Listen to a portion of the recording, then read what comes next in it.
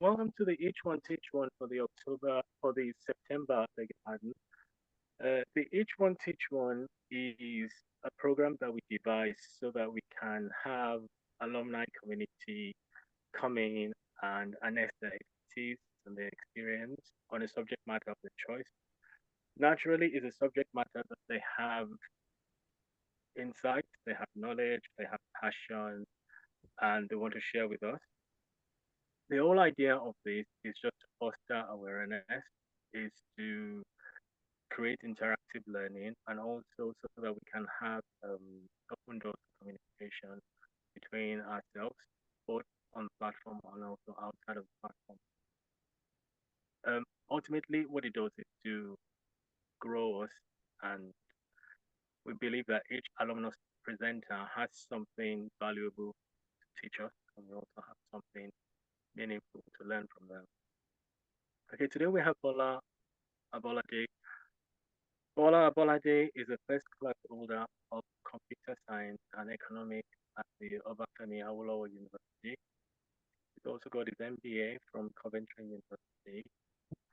He has done a lot of research and he's a very technically minded person. Bolariwa has also professionally delved into development, delivery, support, sales of software and IT products and services. He found and grew a company called the Soft Solutions Limited, which was the CEO, and had been it's no longer company, but now he's moved to another company of his making, just called the Idea Lab. Idea Lab is a two-tier technology company. So the first part of it is called Encore Idea Lab, where they deal with technology solutions of various companies. The second part of it is called the Software Idea Lab, where they develop software products, and now they're funding more on the software and family of software products.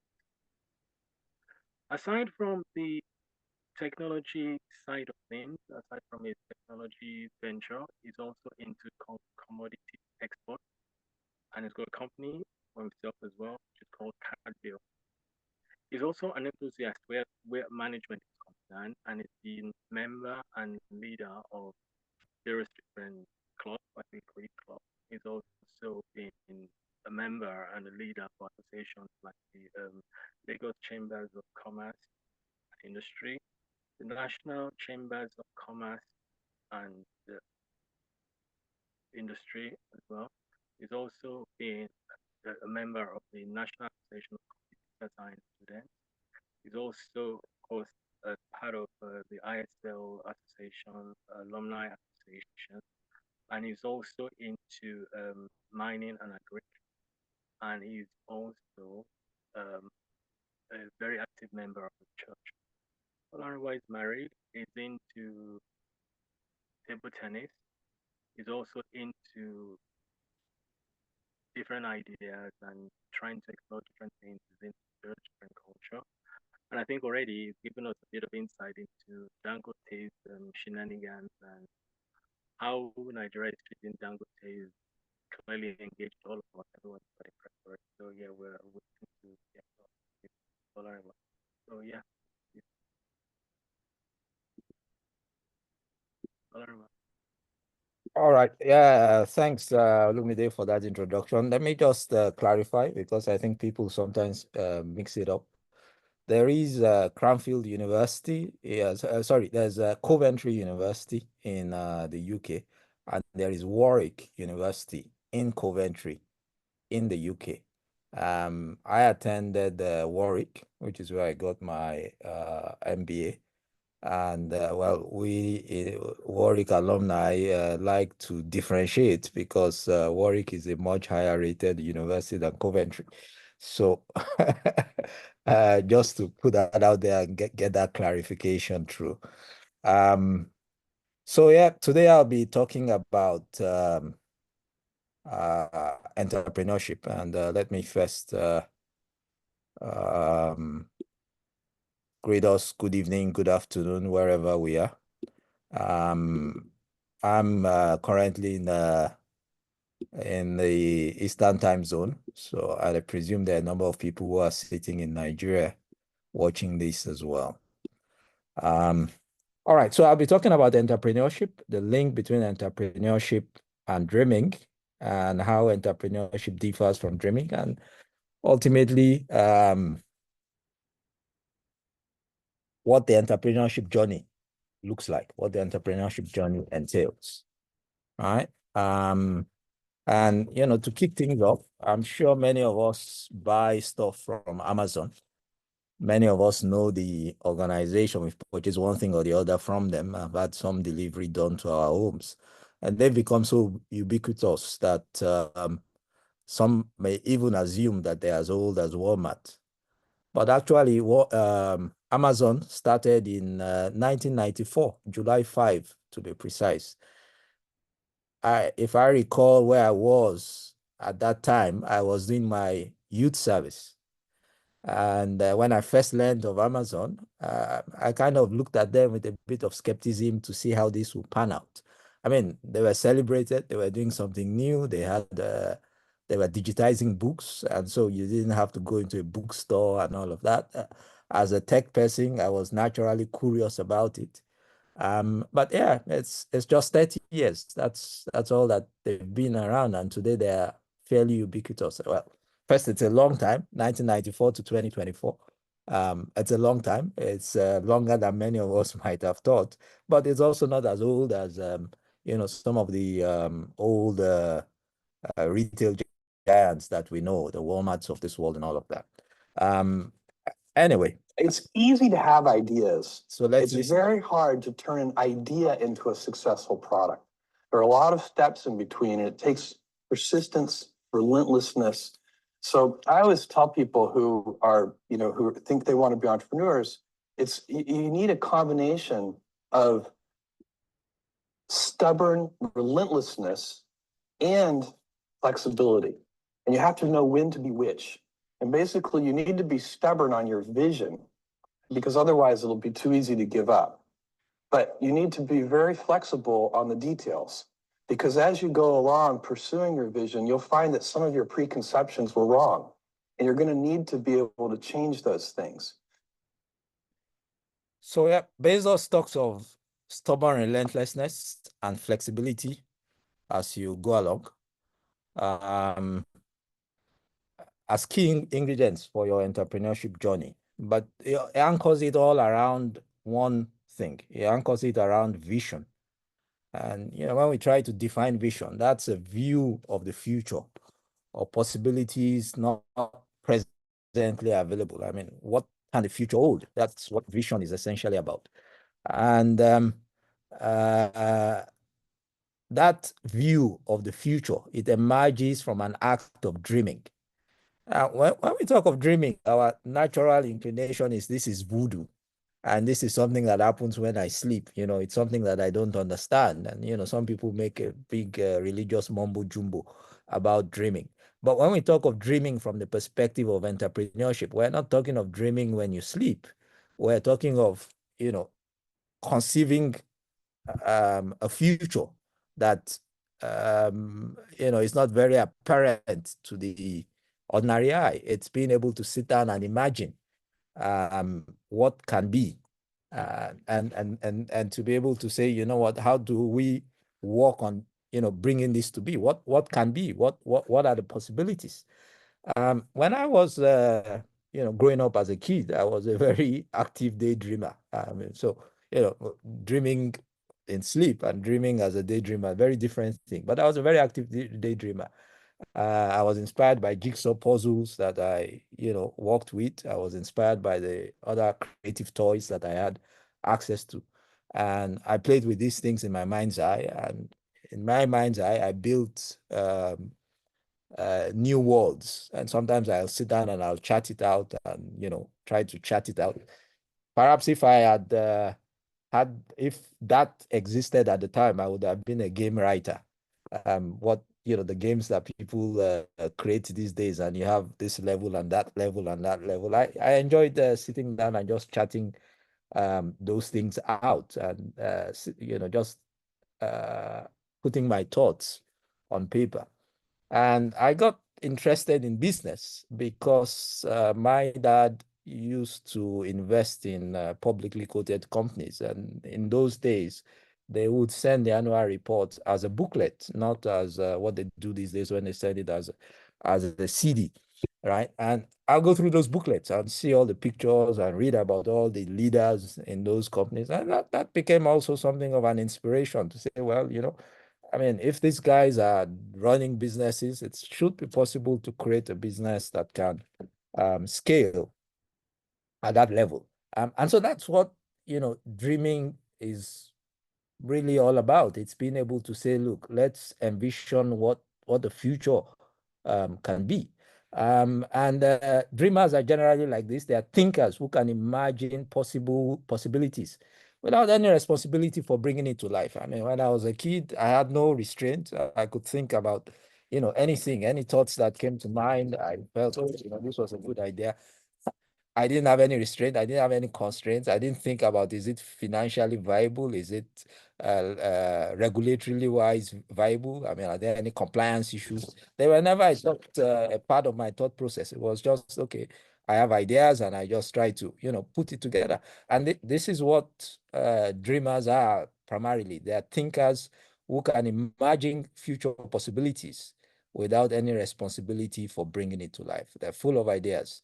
Entrepreneurs, on the other hand, are focused on turning those ideas into reality. I mean, they say if wishes were horses, beggars will ride. I mean, the hard work of turning wishes to horses is what the entrepreneur does. How do I take this idea and bring it into reality in a way that's commercially viable, in a way that's sustainable? And that's the key difference between dreamers and entrepreneurs. Entrepreneurs are thinker doers. Dreamers are just thinkers. They think about it, they come up with the idea. But an entrepreneur plays with the idea, is working around it, is molding it, is taking ownership of it, and figuring it out to see what will work, and how we make it into a future that is viable and that makes a difference in the life of people.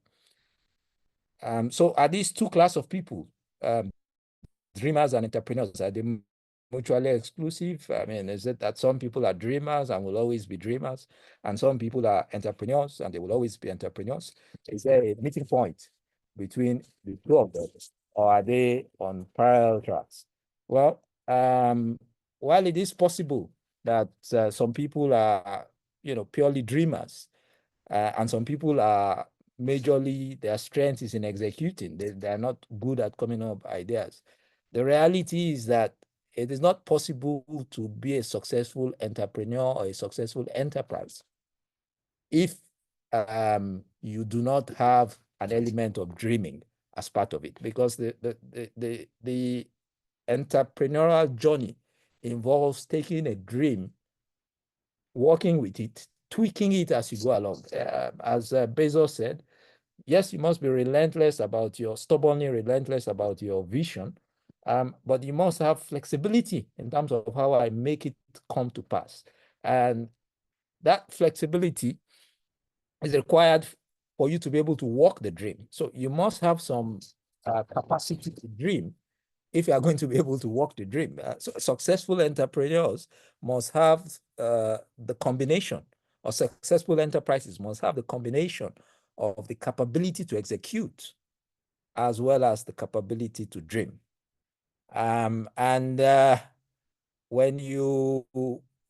Yes, it is possible that some people are extremely good at dreaming and some people are extremely good at executing.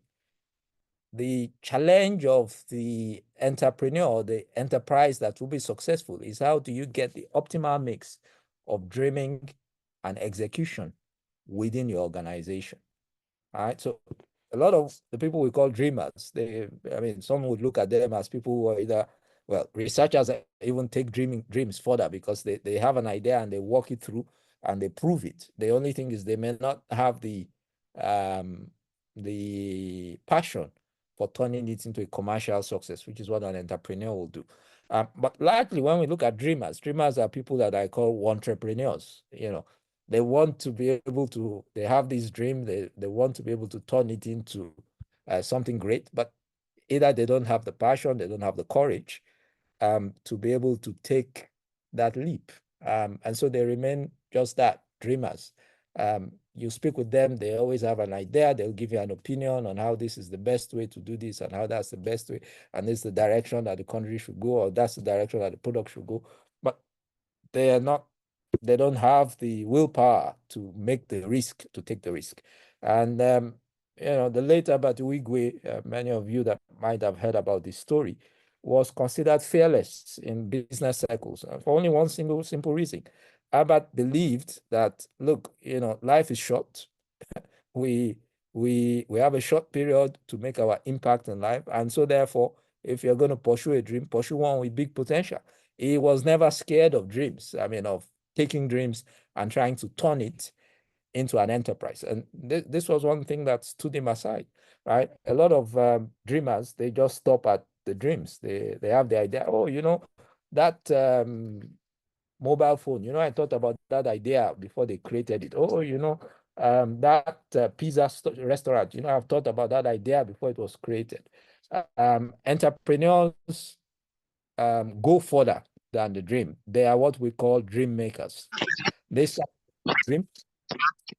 Sorry, is somebody saying something? My apologies. We'll find that line and mute it. Please go ahead. All right. So, I was saying that entrepreneurs are dream makers. They take an idea and they see how we turn the idea into reality. And that process of saying, look, let's take this idea, let's envision how we can turn it into reality. Let's build a system that helps us to turn it into reality. That is what we call visioning. Or let's plan a system to help us turn it. That's what we call visioning. And then the entrepreneurial journey is how I take that vision and I turn that vision for transforming lives, for changing the way we do things. I turn that vision into reality. That journey of turning dreams into reality is what has inspired my topic, entrepreneurship, the quest of a dreamer. It is something that I have embarked upon multiple times myself, that journey of turning dreams into reality. And so, it's a fitting topic for me as a person because a lot of what I've done in the last, 30 years, it's been really about that. How do I take a dream of something and turn it into reality? Now, so I'll go back a step and let's look at dreaming as a topic. I don't want you to look at this as dreaming from the mumbo jumbo of dreams. According to Wikipedia, a dream is a succession of images, ideas, emotions, and sensations that usually occur involuntarily in your mind during certain stages of sleep. Wikipedia goes further to say humans spend about 2 hours dreaming per night, and each dream lasts approximately 5 to 20 minutes. Although you, the dreamer, may perceive that the dream takes much longer than this. That is how Wikipedia defines a dream. And if you just stretch that in the context of this presentation, you can look at the dream as everything that they've said, except that, the constraint that they've put there, that it happens only in sleep time, right?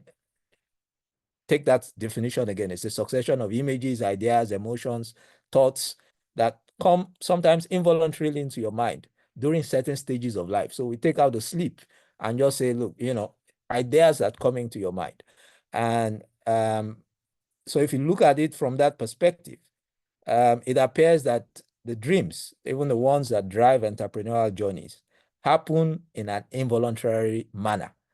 That is not the result of your conscious action or conscious thought. And if you take that perspective, then you say, okay, well, if God doesn't give me the inspiration for an enterprise, then I'm not going to do it because, it comes involuntarily. But let's debunk that a bit. Even the dreaming that we speak about that takes place when you sleep, that appears to happen involuntarily. Research has shown that it occurs as a result of events that have occurred to you either in that day prior to your going to bed, or in recent times, or events that, or even noise that disturbs you during your sleep. These are the things that influence the kind of dreams that you have. So the research has shown that even the dream that we look at all as mumbo jumbo, religious kind of stuff, that dream is influenced by certain precursors. Those precursors being what you go through in the day, etc., etc., etc. So if you want to stretch that and now look at it from an entrepreneurial perspective, how do I build up to inspiration as an entrepreneur? If I want to be an entrepreneur, as a entrepreneur, let's put it. If I'm a entrepreneur, I want to become an entrepreneur. How do I build up to the inspiring idea that can lead to establishment of an enterprise? And if we take that research, we begin to understand that dreaming, while it can be seen as an art, can also be seen as a science, where if you focus your mind sufficiently on a number of thoughts or a particular area that you see or particular problems, somehow it may be in the shower, something just drops in your mind. Some will, if we look at it from a religious perspective, people will say, well, the Holy Spirit inspired it. I'm not going to get into that argument, but when you focus your mind, the mind is such that when you focus your mind on something, you think about something, not thinking on it. I mean, you think on it concentratedly for a while, and then maybe you leave it. You think of it concentratedly for a while, you leave it, and it becomes in your subconscious. And then, very funny, at some particular time, you just get the inspiration. Okay, this is how you resolve this problem, right? But you must be thinking of it, or you must be observing around you, because it can also happen that you get inspiration from observations, right? You say, okay, well, this is COVID. Restaurants are open, but people are scared about eating in restaurants. So can I give them a robot that allows me to prepare their meal, place it on the robot brings it there, so they don't have to deal with a human being, and they can remove their mask without worrying about the fact that the waiter who's bringing it might infect them, or whatever the case may be. That sense of observation of what's going on around you, as well as you focusing on problems that you feel are areas where there could be opportunities for changing the narrative, changing the way we do things. That in itself ultimately leads to a situation where your mind, even when you're not thinking about it, is working subconsciously on it. And so you are not a passive agent. The point I'm trying to make is you are not a passive agent in terms of getting the ideas of what you can build in an enterprise. You can be an active agent in helping to seed those ideas in your mind. And ultimately, that idea, you can then look at that inspiration as your trigger or catalyst for building the enterprise, or building the vision of the kind of enterprise that you would like to build. I'll take a question here if anybody, because it's a lot of dreams. It's not my area, or it's not my there's a lot of superstition around it. So if anybody wants clarity before I move on, I'd like to just pause a bit and take a question on that before we move on, or make a comment if anybody wants to make a comment on that.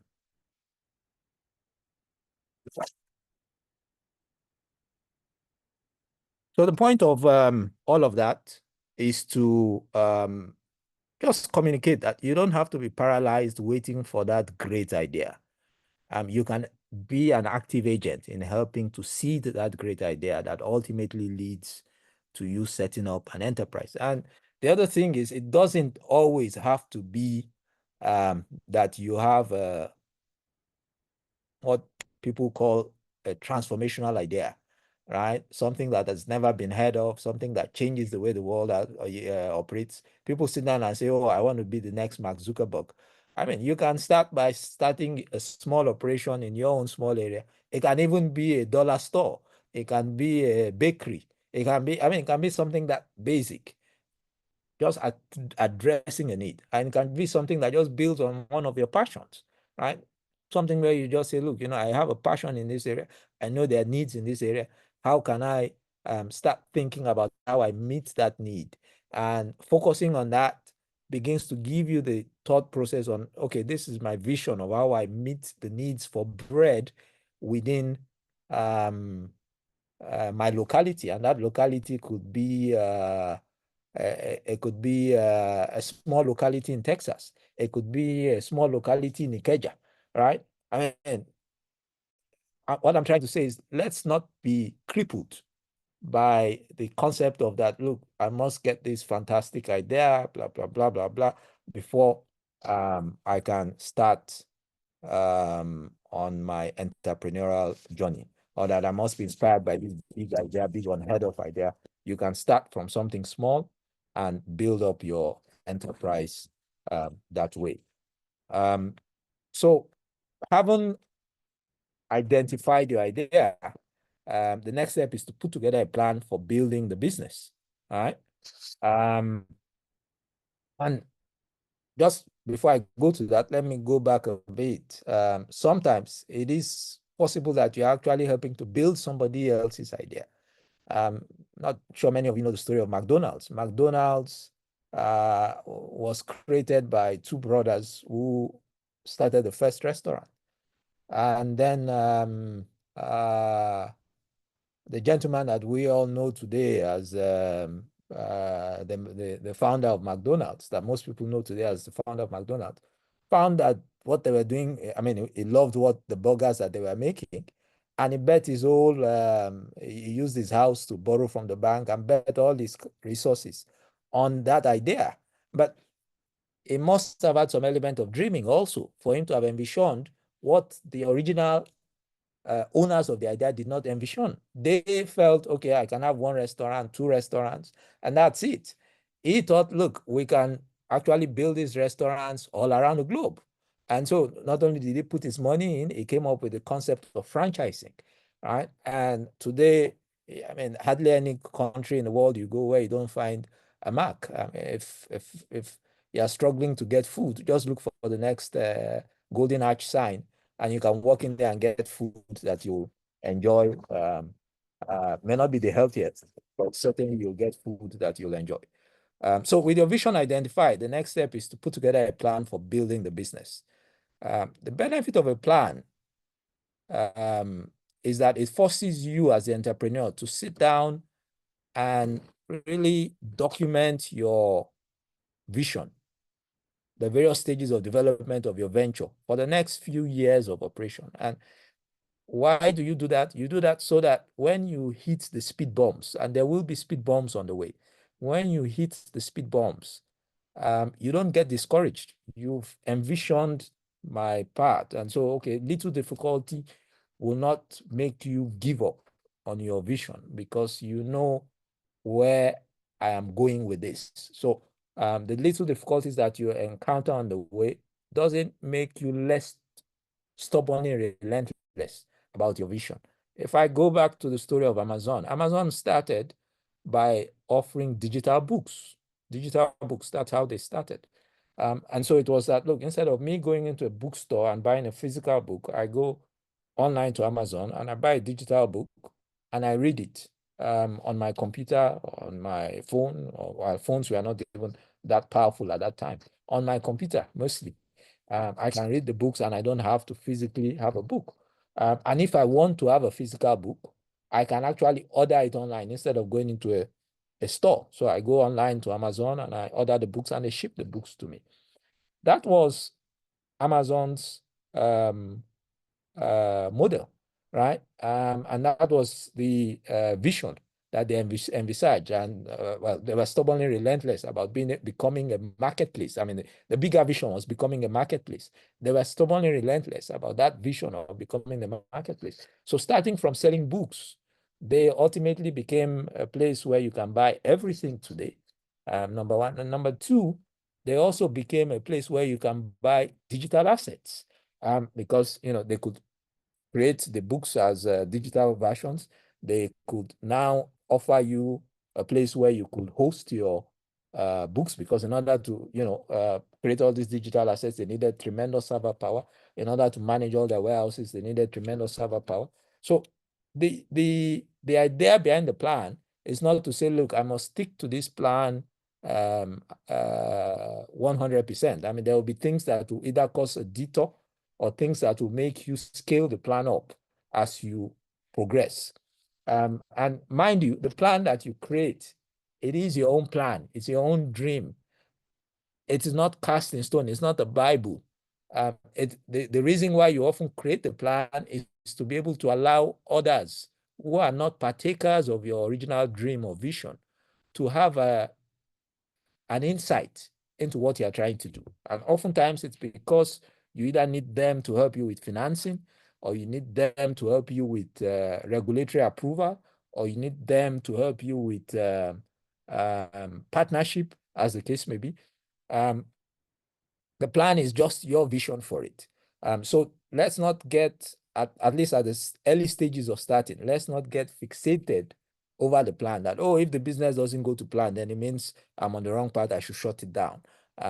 You must have that flexibility to be able to say, look, how do we adapt and move forward, having put together the plan. The next step after you put together the plan is then, how do I put together the resources to be able to execute this plan? How do I, get together the resources? And what resources are you talking of? A lot of times we focus on money. I know that money is very important in starting a business. But I find that a lot of times it's really the people. It's the people, the networks. This is the key element in starting a business. Even if what you're starting is a store, right? A retail store, African store, for instance, right? And which you are going to need money to buy your inventory, etc., etc. What is most important in getting that store started is the creative force that identifies that there's a gap in this area and that I can meet a need in that area. If you have all the money and you don't have the mindset, you don't have the awareness of the opportunity there, or even if you have the awareness, you don't have the passion and the capacity to be able to say, how do I market this? And the stickiness to be able to say, look, okay, I need to knock on one more door in order to drop a leaflet to be able to promote my store.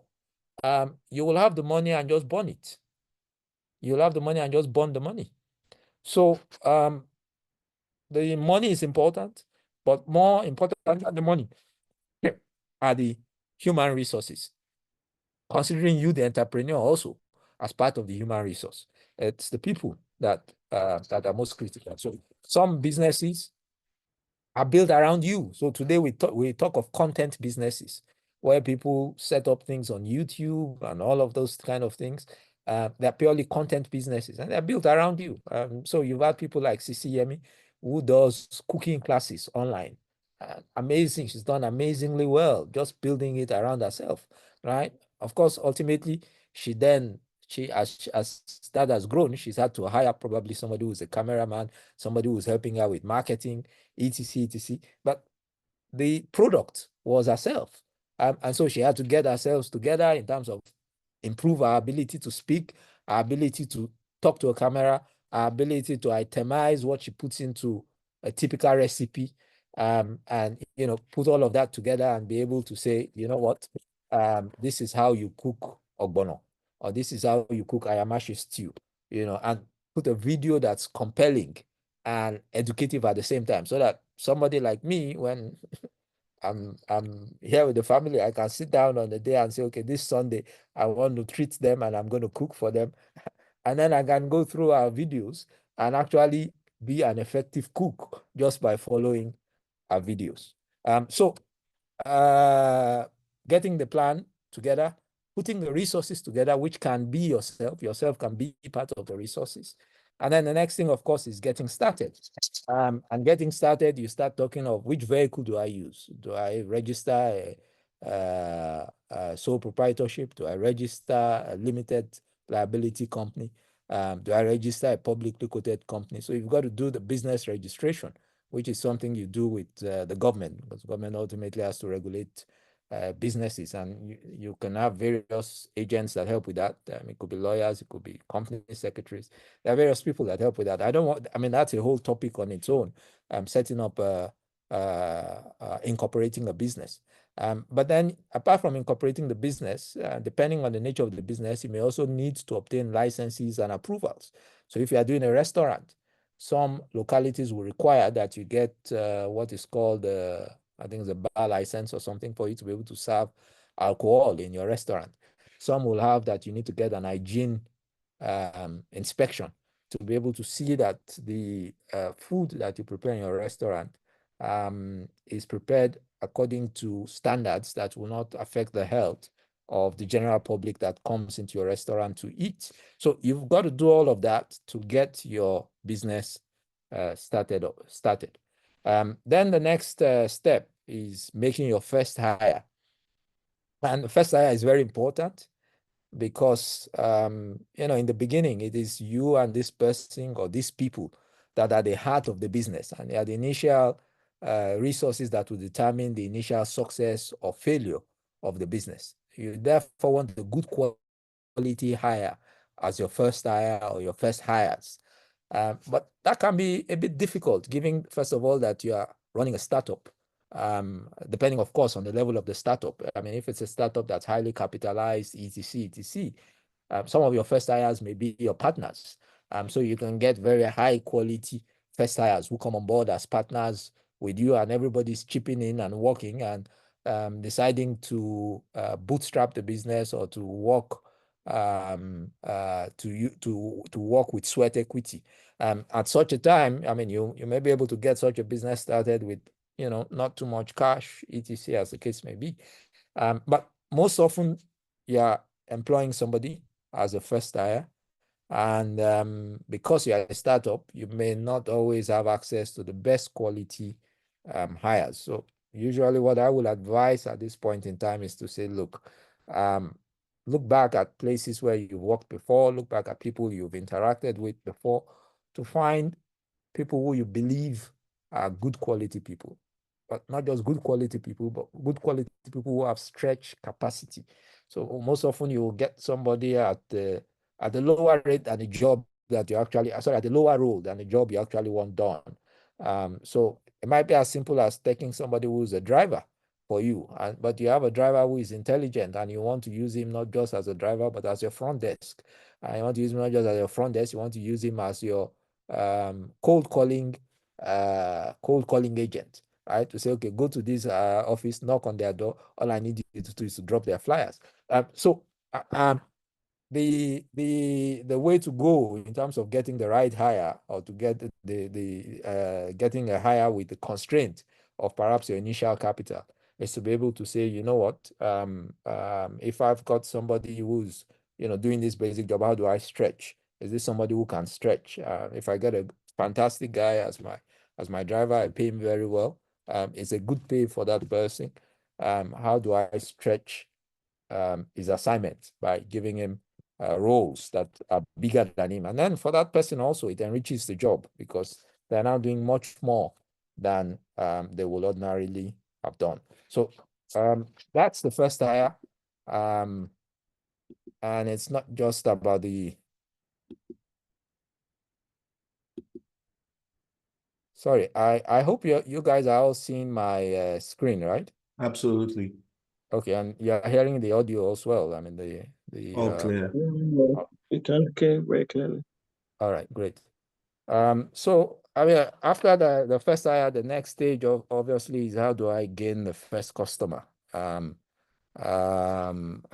what I will say on this is, the best time to get your first customer is before you start, meaning if it is possible, you're actually selling your product or selling your service before you start, and you have a committed customer before you start. If that is possible, that's usually the best. But there are multiple approaches to getting your first customer. One is you've got to be open to running trials and promos. So for instance, we had an insurance product. I was talking in the introduction, Olumide was talking about my company, I developed software. And what we're doing there is we're building software for the insurance industry, covering agents, covering brokers, covering, building a switch to connect the entire industry. So all transactions within the industry, insurance transactions within the industry will flow through the switch. Now, that is the business we're building. Now, the first customer that we got on for that product was actually a good friend of mine. And, it was just a casual, he used to be the MD of a UBA subsidiary. And he had left UBA, and he was setting up an insurance brokerage company. And so we were just chatting ordinarily, and I was like, oh, well, what are you up to these days? And he was telling me, oh, I'm looking at setting a brokerage up. I said, oh, we have a brokerage solution. We're not yet live, but, we've gone significantly in the development, and you will have the opportunity to influence the product that is developed. And that's how he became our trial customer. He was using it for free. And at the same time, helping us to do beta testing and getting the solution to the level today where it doesn't, it doesn't need anybody to do trial with it, because once you do a presentation, the customers are they're in love with it because it meets all their needs. So sometimes you've got to be ready to do the trials and promo. And of course, the trial period was free. Well, you cannot bill somebody for a beta trial period. But that helps you to get the first customer. Once you get the first customer, it becomes easier to add the next and the next and the next. Of course, today, GoFundMe is also a very veritable tool. People come up with ideas, they place it on GoFundMe, and they say, look, buy my trial versions, and they sell out the trial run of the product. And when they've sold out that trial run, they get customer feedback, they iterate the product, and they move on to making it even better. So apart from that, you can do outright selling, discounted selling, you can do cold calling. Many approaches to acquiring customers, but getting the first customer, very critical. And there you need to have some flexibility in the approach that you take, and you can have trials, you can have promos as a way of getting there. Now, having started the enterprise, as I said earlier, you're going to have speed bumps. Difficulties are going to arise on the way. You're going to have suppliers who default. You're going to have customers who fail to pay. You're going to have employees that leave at the most inconvenient of times. These are all bumps on the road. And what you've got to do is to recognize them for what they are, and never allow yourself to lose your head around these bumps. A lot of you that have been following artificial intelligence will know of a company called OpenAI, led by a gentleman called Sam Altman. And OpenAI has been in the forefront of artificial intelligence. A lot of people they feel that Sam is not a very good manager of talent, or there's a lot of controversy around him. But you will notice that in the last year or so, in the last 6 months or so, much of the team, the CTO team, the technology team, the founding team that surrounded him, have all left OpenAI. But the entrepreneur must keep his nose on the road, keep his focus on the road. As those speed bumps occur, how do I navigate around them? And that is something that you must be prepared for as an entrepreneur. It's not all going to be smooth sailing. There will be speed bumps on the way, and we've got to be able to navigate around those speed bumps. It's also important that you also do not run your business with a bottom of the barrel approach. A bottom of the barrel approach to cash flow kind of assumes that as long as there's money there, we can spend. One must always plan the business with some reserves because there will be shocks on the way. So you must have reserves that allow you to navigate your shocks that come up, so that you don't get into a situation where you run out of money. Because when you do run out of money, that is what we call a fatal bump. A business that runs out of money cannot continue to operate. C'est fini. That's the end. So entrepreneurs must be very mindful that they do not run into fatal bumps. And fatal bumps can occur not just because of money. I mean, money is one very obvious reason that you run out of money. Fatal bumps can occur for regulatory reasons. So for instance, many of you might recall there used to be a top accounting firm called Otto Anderson. And what was the problem? Otto Anderson did audits for companies, and then they did audit for, I think it was Enron at the time that they did audit for, Enron, the energy giant.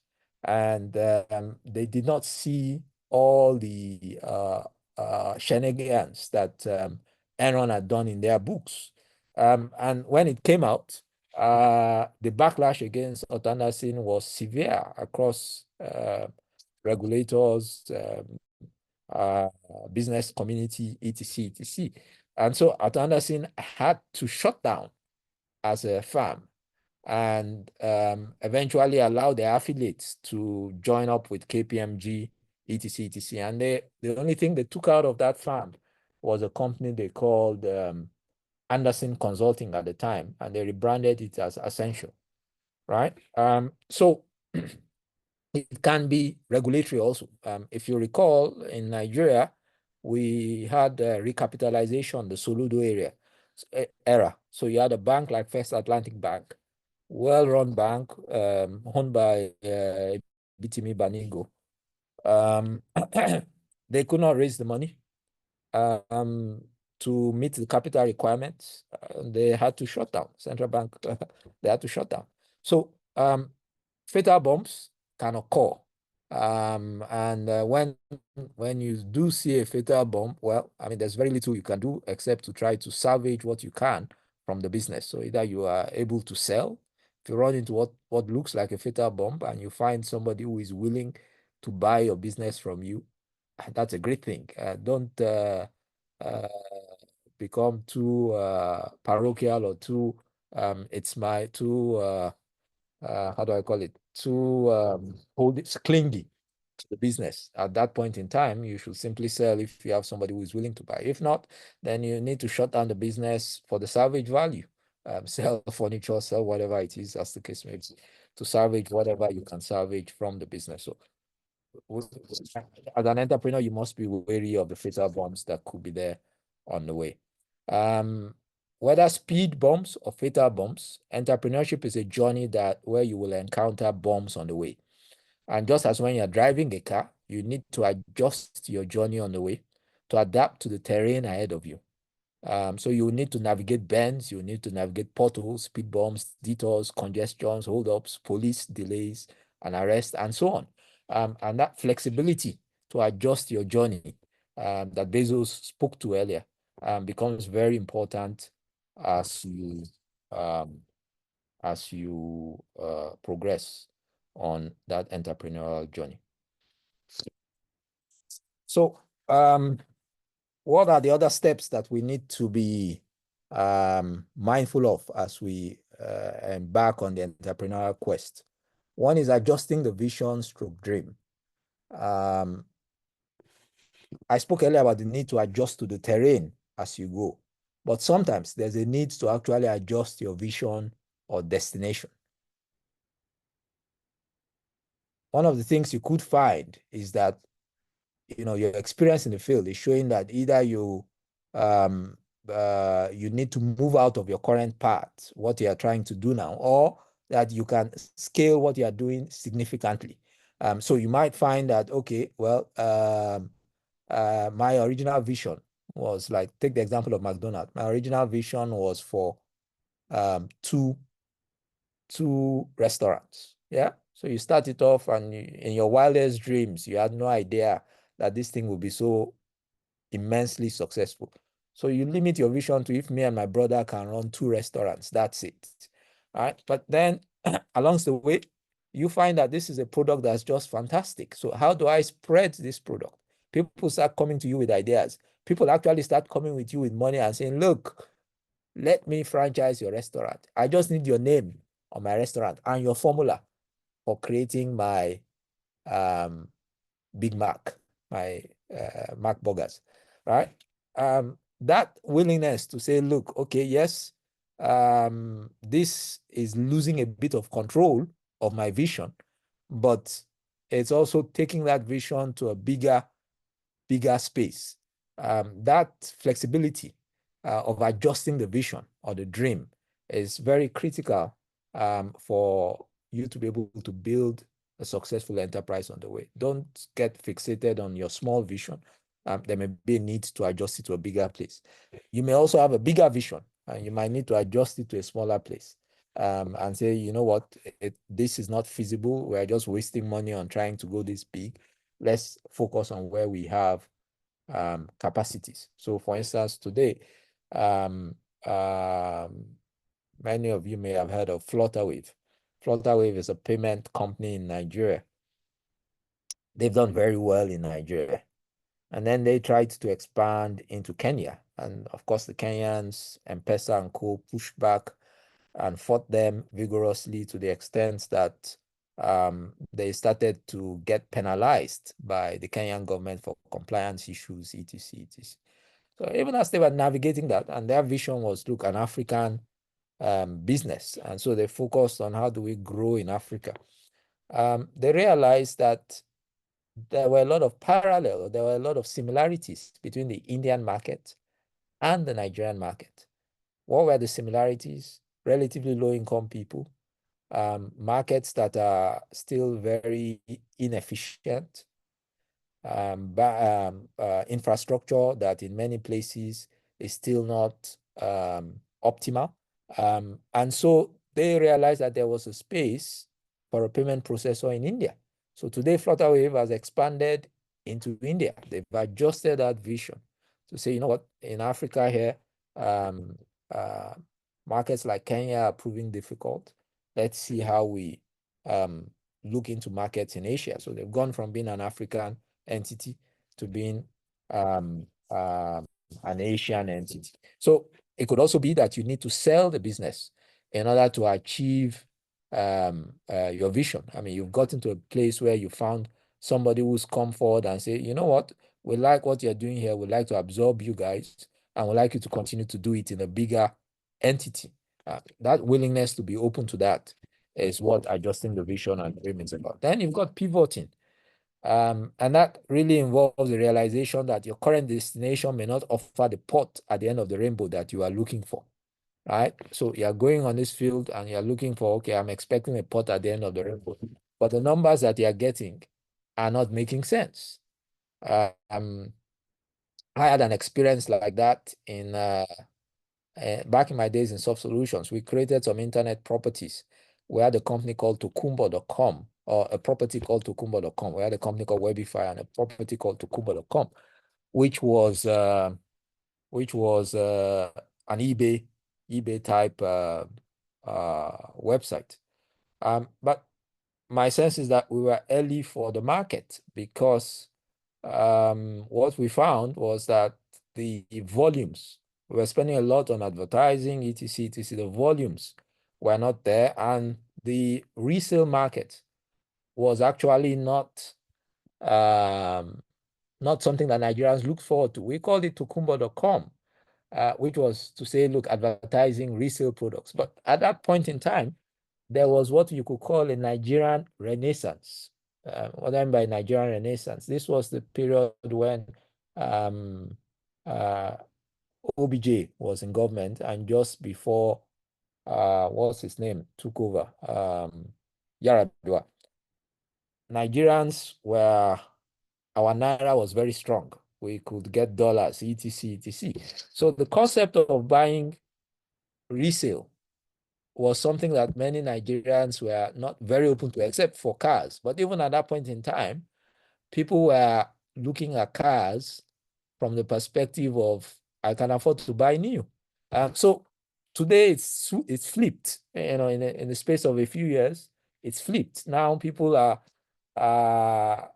most people who cannot afford to buy new in Nigeria. They're looking at resale cars, many things are being purchased resale. But it wasn't that case then. The Nigerian Renaissance was taking place, and we had a website that was like eBay, where people can sell aftermarket items or resale items, as the case may be. So what we found was that most of the people that were actually listing were people who were selling brand new items. But there was a disconnect. I'm selling brand new items on a website called tokumbo.com. It was creating some kind of disconnect. So one option was to have said we pivot and say, look, let's rebrand, and that was presented at the time. Let's rebrand it as something selling like what you will have today, konga.com, jumia.com, because this was ahead of Konga and Jumia, which are both internet properties that do e-commerce in Nigeria, and create something like a konga.jumia.com.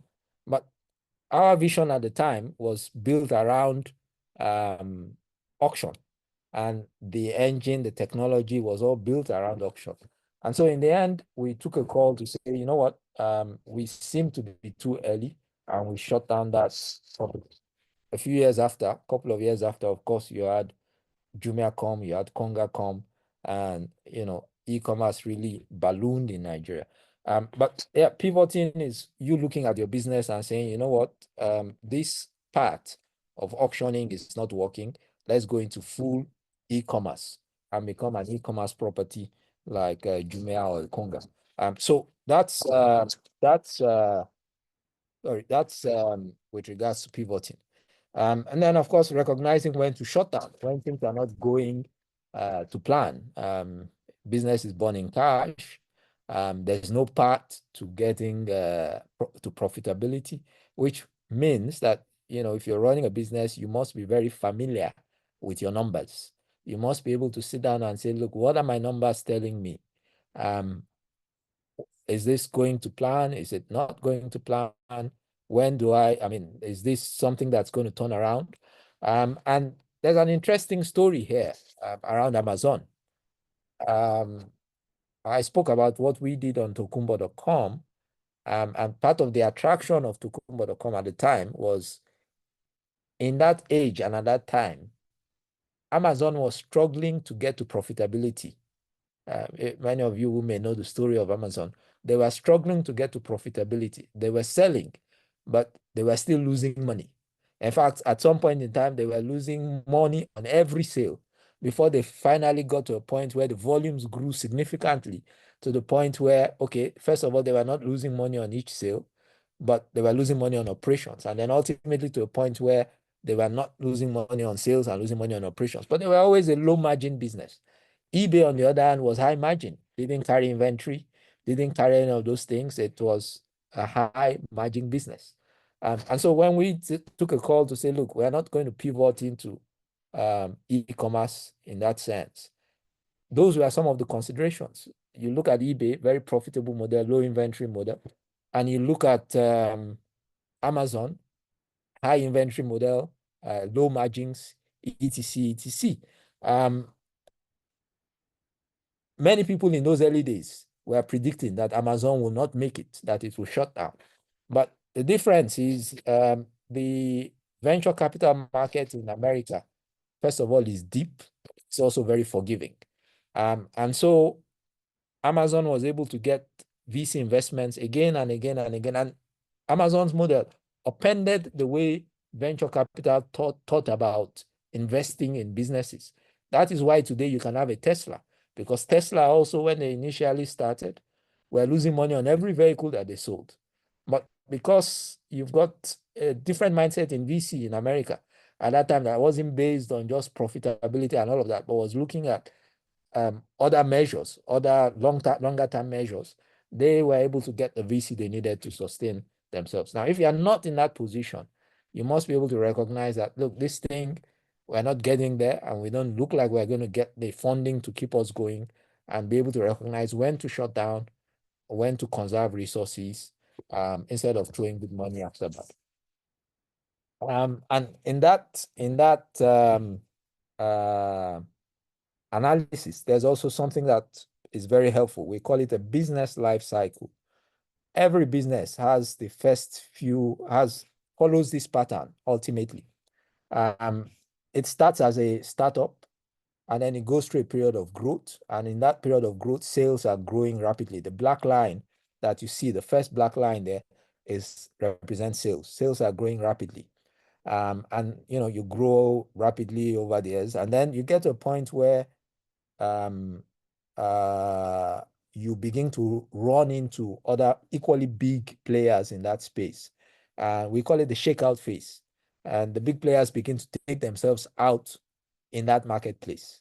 And in that shakeout, sales growth reduces, right? And that's why you've got to fight against each other in order to get revenue growth. So sales growth reduces. And then you get to the point of maturity where you are not getting sales growth again. In actual fact, many times it begins to decline, right? And that's the typical life cycle that a business goes through. Below that black line, you have the pattern that profitability usually follows. Profitability rises, it's at the top at the shakeout point, and then it begins to drop through the maturity people. But the cash, the third line there is the cash line. And cash is it's highest at the point of maturity. So businesses run into maturity because then they know at maturity it's generating cash flow. Because at maturity, your operations your operations, you can squeeze costs out of your operations, and you can generate maximum cash out of your operations, which can be paid out as dividends to shareholders, or which can be used to invest in a new business. So that's the typical business life cycle. So assuming your business survives all of this, it can get to a point where sales begins to decline. And then you begin to think at maturity, how do I exit this business? Because this business is now mature. So either you sell the business, as I spoke of earlier, or, well, if you're not careful, the business continues to go downwards. Now, there's a line that starts up from that black line up there, where it appears that you are going on another business life cycle, that broken line. Right? And that happens usually when you have innovation. When you have innovation, when you have new markets. So when you're able to either pivot successfully or adjust your dream or your journey or your quest successfully, you can turn around this seemingly inevitable decline by creating new sources of revenue streams that take your business to another level. So that's the typical business life cycle. And an entrepreneur must be aware of this business life cycle and be able to tell at any point in time, which stage are we? Are we in the growth stage? Are we in the shakeout stage? Are we in the maturity stage? Are we in the decline stage? And based on that, you can determine what policies or how you run your business or what decisions you take. And so really, running a business is a never-ending quest. If you look at that business life cycle, it's easy to assume that at some point your quest comes to an end, especially when things start declining. But as I said, you can start another life cycle. And cases abound of businesses that have managed to start such new life cycle, either through innovation or some other development. They've been able to adjust, to pivot, and to take it to a next level. So for this reason, entrepreneurship can be a never-ending quest for the enterprise. But mind you, I said for the enterprise, because for the entrepreneur, you cannot live forever, right? So either for reasons of the sale of the business, for reasons of retirement, for reasons of debt, the entrepreneur ultimately will exit the enterprise. So today, Bill Gates is the original entrepreneur for Microsoft, but he has exited the enterprise and the enterprise is running. He's still a shareholder, but the enterprise is running without him. Steve Jobs is the founder of Apple, but today he's passed on and the enterprise continues. So if you have entrepreneurs or leaders within an organization that are able to adjust the dream as the entrepreneurship quest progresses, they can literally turn the enterprise into a never-ending quest. But it's a big challenge. How you sustain that. We have some companies that have done it for many years. For instance, GE, General Electric, they are struggling today. They are not as strong as they used to be, but they have managed to pivot at various times and have managed to retain their relevance. Microsoft is doing it today. Apple is doing it today. The entrepreneur will ultimately have to come to an end. But if you've built a successful organization and you've managed to transition it successfully, then you have a never-ending quest that proceeds beyond you. It gets a life of its own and it goes on beyond you. And that ultimately, I think, is the desire and the dream of every entrepreneur. And that's what I have tried to pursue, first of all, with Soft Solutions, because it continues today. And we have subsidiaries there like Oryx that also continues today. They've got their team that runs and do their thing. And I think that should be ultimately the goal of every entrepreneur, to build an enterprise that succeeds you. And so I leave you with the wise words of the late Steve Jobs. One of the things that really hurt Apple was after I left, John Sculley got a very serious disease. And that disease, I've seen other people get it too. It's the disease of thinking that a really great idea is 90% of the work. And that if you just tell all these other people, here's this great idea, then of course they can go off and make it happen. And the problem with that is that there's just a tremendous amount of craftsmanship in between a great idea and a great product. And as you evolve that great idea, it changes and grows. It never comes out like it starts, because you learn a lot more as you get into the subtleties of it. And you also find there's tremendous trade-offs that you have to make. There are just certain things you can't make electrons do. There are certain things you can't make plastic do or glass do. And as you get into, or factories do, or robots do. And as you get into all these things, designing a product is keeping 5,000 things in your brain, these concepts, and fitting them all together in continuing to push to fit them together in new and different ways to get what you want. And every day you discover something new that is a new problem or a new opportunity to fit these things together a little differently. And it's that process that is the magic. And so we had a lot of great ideas when we started, but what I've always felt that a team of people doing something they really believe in is like when I was a young kid, there was a widowed man that lived up the street. And he was in his 80s. He's a little scary looking. And I got to know him a little bit. I think he might have paid me to mow his lawn or something.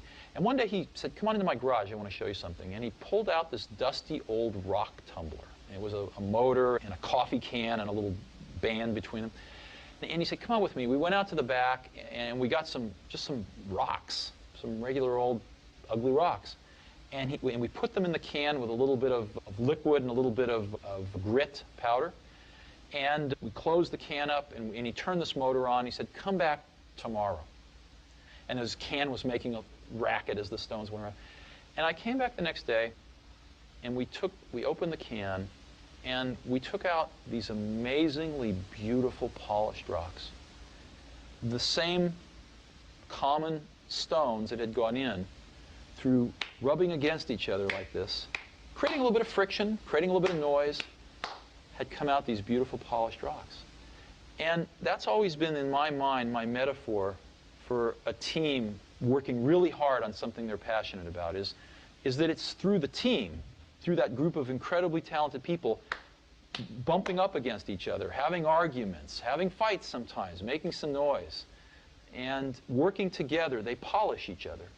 And they polish the ideas, and what comes out are these really beautiful stones.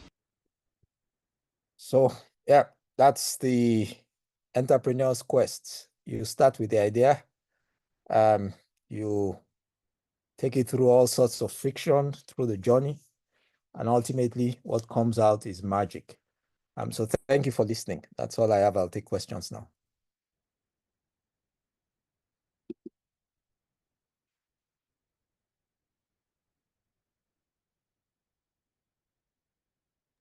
Thank you so much, Bola. If you have questions, could you just indicate by raising your hand in the chat, and then we can call you and you can unmute yourself. Very great talk, Bola. Thank you. Obviously, you've lived this and had a lot of time to think about it. Some things that resonated with me was your comment that you're not a passive participant in the dreaming part. You can actually meditate on things and kind of guide a dream to happen. The business life cycle was also very great. No business lives forever. It can reinvent itself, and at some point, the entrepreneur will need to exit. You spoke about having a good handle on the numbers, the different numbers, profitability, cash flow, and all that. That was really great. Thank you. So looking to the group for questions.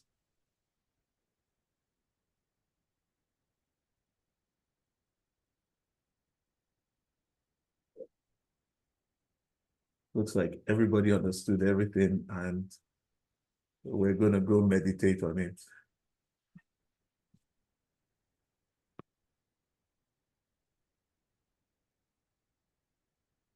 I can think of 3 people that I'm going to be sharing the video with immediately. So, yeah. All right. So we'll bring it to a close. Thank you very much, everyone, for attending. We are looking for volunteers for the next session. And thank you very much, Bola. And everybody have a great month ahead.